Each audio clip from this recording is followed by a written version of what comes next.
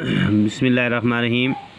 Children, as you know that we are going to discuss about the two questions today of the second chapter, nationalism in India. As you know that we have discussed it about today before that.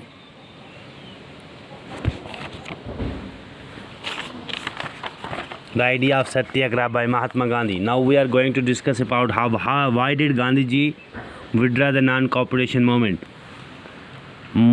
M-O-V-M-E-N-T moment. Gandhi ji ने non corporation moment जो थी, जो उसने launch की थी, एक तहरीक, जिस तहरीक का नाम रखा था गांधी जी ने नॉन कॉपरेशन मोमेंट, यानी कि कोई कॉपरेशन मत करो, कोई मेल जोल मत रखो अंग्रेज़ों के साथ।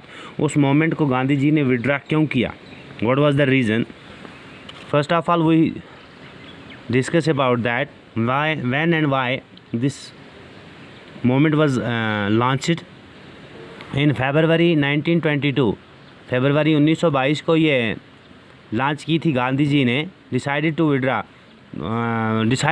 गांधी जी ने इससे पहले इसे लॉन्च किया था, लेकिन 1922 में गांधी जी ने ये डिसाइड किया कि इसको विड्रा कर देना चाहिए, क्योंकि इसके पीछे ये रीज़न था कि गांधी जी जो सत्याग्रही जो लोग थे, जो सत्याग्रह के कंसेप्ट को लेके आगे चल रहे थे, he was thinking that until and all this, जब तक ना ये लोग पूरे ट्रेन हो जाएं, जब तक ना ये पूरे के पूरे लोग इस बात को, इस कंसेप्ट को अपने अंदर ले लें कि हमें क्या करना है और हमें किस तरह से अंग्रेज़ों से छुटकारा पाना है। तो सत्याग्रही जो कंसेप्ट था, this was a non violence concept, तो उसके साथ में ही अगर नॉन कॉपरेशन वाला मूवमेंट स्टार्ट हो जाए तो इसमें तो वायलेंस हो चुकी थी।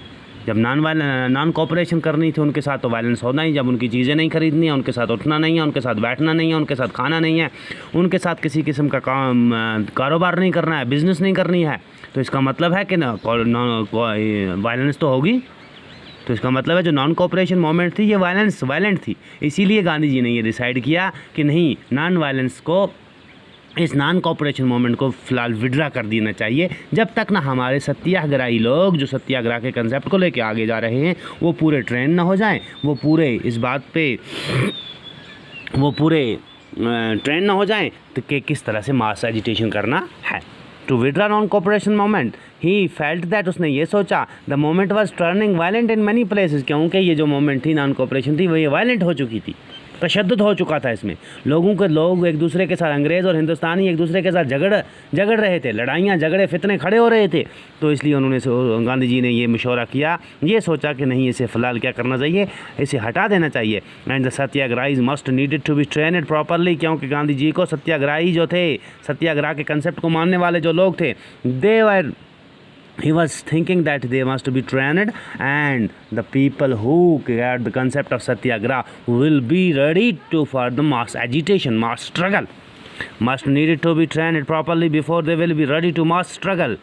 वो मास स्ट्रगल के लिए तैयार हो जाएं, क्योंकि अगर लड़ाई, अगर फितना, अगर झगड़े, अगर उनके साथ नॉन कॉपरेशन के मोमेंट के दौरान ये सब कुछ खड़ा हो गया, तो जो सत्याग्रही कंसेप्ट था ये फेल हो जाएगा। तो गांधी जी ये सोच रहे थे कि नहीं, हमें नॉन कॉपरेशन को विड्रा कर देना चाहिए, क्योंकि हमें सत्याग्रही जो कंसेप्ट था, जिस वॉज अ फ्रूटफुल कंसेप्ट, और जब तक ना ये कामयाब हो जाए तब तक हमारी कामयाबी नहीं हो सकती। तो ये क्या करता है इसमें।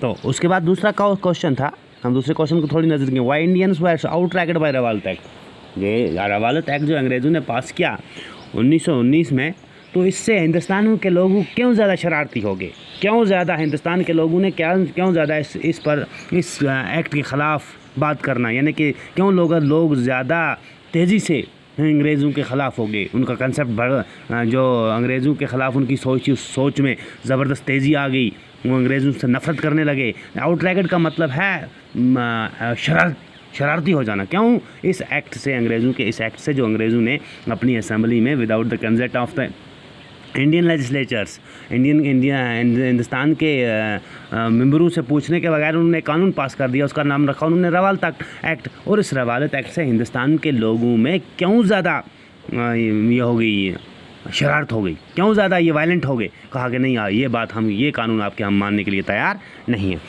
तो देखते हैं ज़रा क्या। रवालत एक्ट वाज इंट्रोड्यूस्ड इन 1919 में रवालत एक्ट को लागू किया था अंग्रेज़ों ने। दिस एक्ट वाज हर्रिडली पास्ड, इसको बहुत जल्दी पास किया गया था without the consent of Indian members. Without the consent of Indian members, Hindustan के मेंबर्स जो थे उनसे उनके पूछने के बगैर इसको पास किया गया था।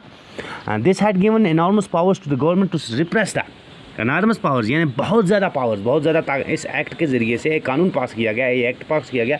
इसमें एक बात ये भी रखी गई कि गवर्नमेंट इज़ एम्पावर्ड, गवर्नमेंट को ऐसी पावर, ऐसी ताकत दी गई कि they can use their power against the political activities. जो लोग हिंदुस्तान में पॉलिटिकल एक्टिविस्ट्स थे, पॉलिटिकल एक्टिविटियाँ करते थे, सियासी भागदौड़ में आगे जा रहे थे, अंग्रेज़ों के ख़िलाफ़ लोगों को भड़का रहे थे, तो ऐसा कानून पास किया कि without trial they have to detain them, उनको जेल में रखा जाए। They can detain them without the trial, बगैर किसी उसके ट्रायल कहते हैं इसके पेशी के, बगैर किसी पेशी के, बगैर किसी पूछताछ के उनको 2 साल के लिए अंदर भर दिया जाए। कोई ये इस एक्ट ने पावर दे दिया था किसको? अंग्रेज़ गवर्नमेंट को। बात समझ में आ रही है ना? Government to repress the political activities, more powers दे दिए थे इसलिए कि रिप्रेस किया जाए, दबाया जाए, उनको धमकाया जाए कि नहीं अब ऐसा नहीं कर सकते आप, पॉलिटिकल एक्टिविटीज़ यहाँ हम अंग्रेज़ों के ख़िलाफ़ आप बात नहीं कर सकते, आप एजिटेशन नहीं कर सकते, हमारे साथ हमारी हुकूमत के ख़िलाफ़ आप नहीं बोल सकते। This act allowed the political prisoners to detain for 2 years without trial. तो इस पावर के ज़रिए से, इस एक्ट के ज़रिए से एक हुकूमत को एक और पावर मिल चुका था, जिससे वो क्या करते थे, बगैर जो पॉलिटिकल एक्टिविटीज़ करने वाले लोग, जो अंग्रेज़ों के ख़िलाफ़, हुकूमत के ख़िलाफ़ बोलने वाले लोगों को, जैसे आज हमारे यहाँ कभी कभी ऐसे कानून नाफिज किए जाते हैं, तो ऐसा है कि उस वक़्त रवालत एक्ट में ये हुआ था कि जो वहाँ के हिंदुस्तान के जो पॉलिटिकल एक्टिविस्ट्स थे, जो अंग्रेज़ों के ख़िलाफ़ बोलना चाहते थे, अंग्रेज़ों को यहाँ से भगाना चाहते थे, अंग्रेज़ों से आज़ादी हासिल करना चाहते थे, बड़े बड़े लीडर्स, कदावर लीडर्स, तो उनको विदाउट ट्रायल यानी कि बगैर किसी पेशी के 2 साल तक उनको अंदर रखा जा सकता था, बगैर किसी इजाज़त के, बगैर पेशी के, यानी कि कोर्ट के पूछे के बगैर। पेशी कहते हैं जब कोर्ट में पेशी होती है, कोर्ट से पूछा जाता है, कोर्ट जब कहता है इनको अंदर रख दो तो रख सकती है गवर्नमेंट। लेकिन इसमें क्या कहा गया था कि नहीं, विदाउट ट्रायल, बगैर किसी पूछताछ के, बगैर कोर्ट के पूछताछ के आप इनको 2 साल तक अंदर रख सकते हो। तो बाकी वस्सलाम, मुझे उम्मीद है कि आपको समझ आई होगी बात।